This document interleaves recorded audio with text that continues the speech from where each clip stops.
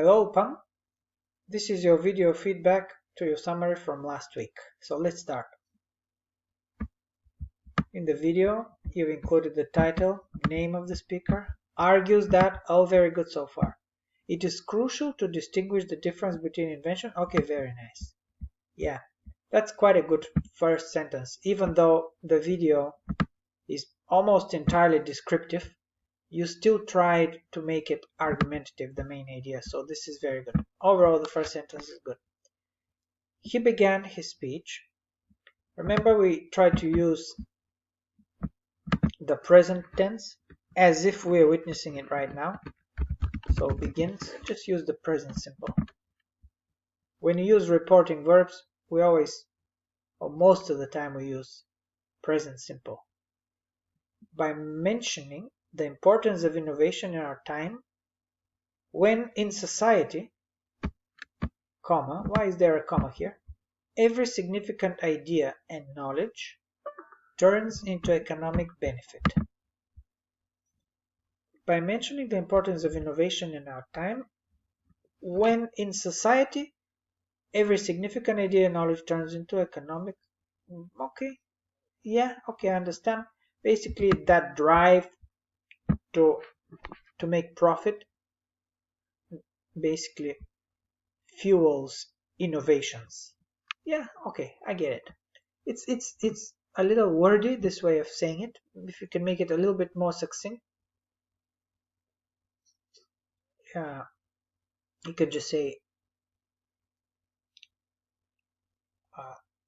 instead of when in our time in society, it's just a little too wordy. By mentioning the importance of innovations, which in our society are often driven by or often fueled by the desire for economic profit or something like that. A little bit less wordy, but I understand the idea. So, and you've done a good job to try and phrase this in your own words, which is always excellent.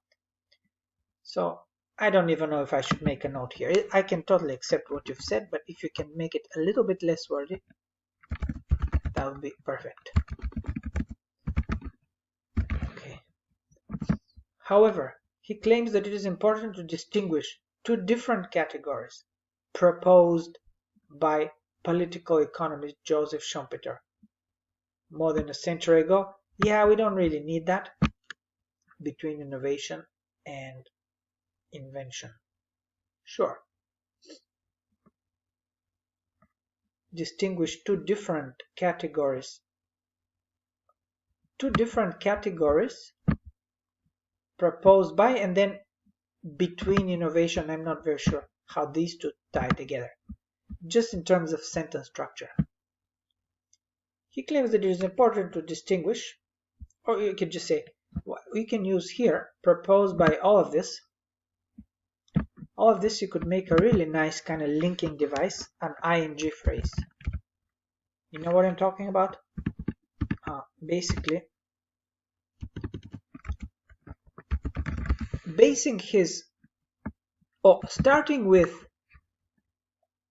or quoting from something like that, the work of famous political economist Schumpeter, comma, the speaker claims that it is important to distinguish between innovation and invention, something like that. You see, there's going to be a very tight little sentence.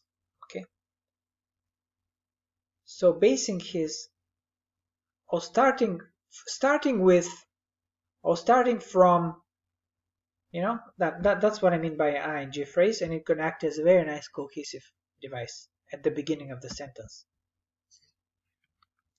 Because, however, yeah, it's a little bit, we have to use linking phrases and words. That's very good that you're trying to do that, but it doesn't just have to be one word. It's not only furthermore, additionally, however, we want to be a little bit more sophisticated as you explain the connection between the first political economist and then this lecturer, right? For this purpose, the speaker firstly suggests the definition of these two terms: invention Okay, this is going to be a very long sentence, I can tell you right away here. And we do need some kind of punctuation, some kind of conjunctions or something that would connect these phrases here. For this purpose, the speaker firstly suggests the definition of these two terms. Okay, something is missing here. Invention as a new scientific idea that has not yet implemented. Oh, okay. Okay, maybe a colon here would do well. You know, colon.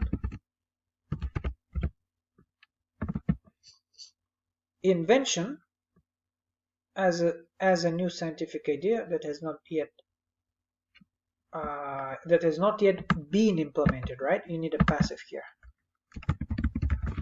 That has not yet been implemented. And innovation as a transformation. And okay, very nice. Now here, as the transformation and invention into a market product, I think the indefinite article works better here, because the market product is just one product, that one specific product. But we're talking about an invention into a market product, right? Here you got the indefinite article very well, actually. So this should also be indefinite. To use it widely, again, that just adds words, makes it a little bit wordy. You can just stop with into a marketable product, and that's it. Yeah, so no need for these words. Remember, we're trying to be concise as well. Okay. After he shows pictures, again here there's no need for an article. He shows pictures, not the pictures of objects, and asks whether it, invention, you mean whether those are, because this is plural, right? And asks whether those are inventions or innovations, to test the students' understanding, and there are many students. So the apostrophe is after the students, remember? Plural apostrophe. Of the difference between these two terms, fine. Okay, that's good. So here you need a plural. Whether these are, right, inventions or innovations. Okay, to test their understanding. Very good.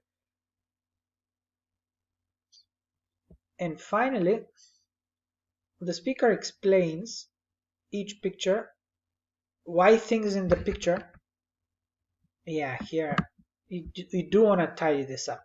Explains his picture, why things in the picture, right? So I'm going to rephrase that.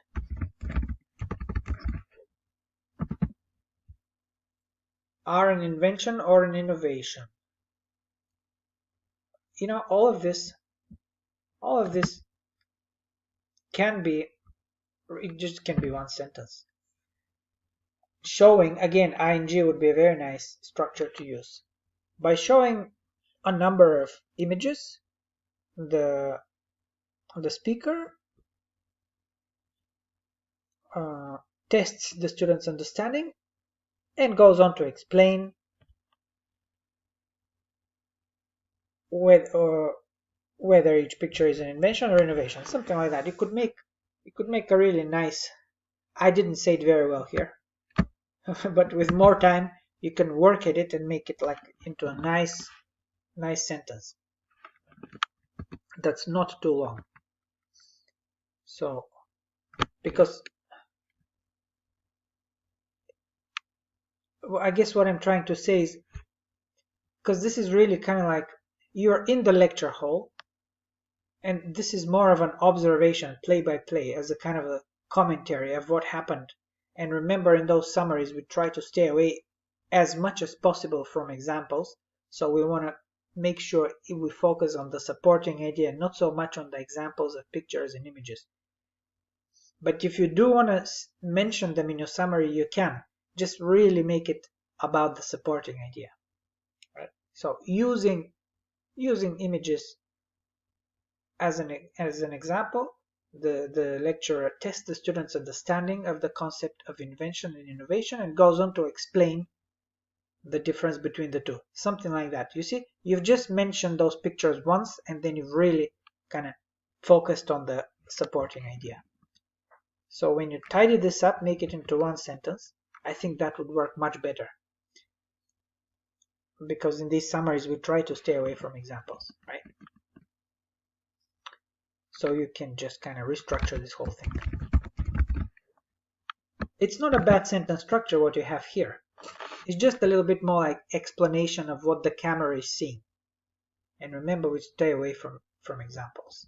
In conclusion, very nice use of ing. Give you an example of a ballpoint pen patent. He argues that it is very important to be able to distinguish. Sure. Now here, this you're circling back to the main idea, which is very good. But he also does say something a little bit different. The reason why he gives this example of the ballpoint pen, he kind of pulls it like magic out of his pocket. Is this little thing, you know, this pen. But look, everybody's using it.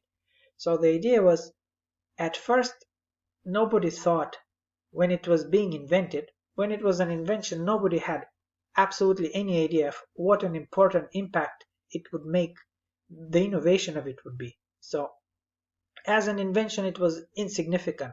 As soon as it became an innovation, it had this huge impact, right? And here, obviously, you don't want to say innovation and innovation. So I think you want to end with that final thought. The ballpoint pen illustrates this unpredictability. Something can be insignificant as an invention, but who knows what an impact it may make in the future when it becomes an invention. It may have an enormous impact. So you kind of want to end. That's a nice little idea that he ended with. So you want to stress that although it may seem insignificant at first when it is an invention, when something becomes an innovation, it can have a tremendous impact, but that's unpredictable. So basically, the impact of an invention, right? Initially, it might seem insignificant, but it may end up being a huge impact. Something like that. So you kind of want to end with that thought. But it's a very good summary overall. So you did a good job. The video is almost entirely descriptive, but you tried to make it argumentative. So that's what we need to do in the exam. I can assure you the exam video is going to be nothing like this one. It will be much more organized, and it will be less descriptive and more easy to force into an argument. But good job, Ulpan.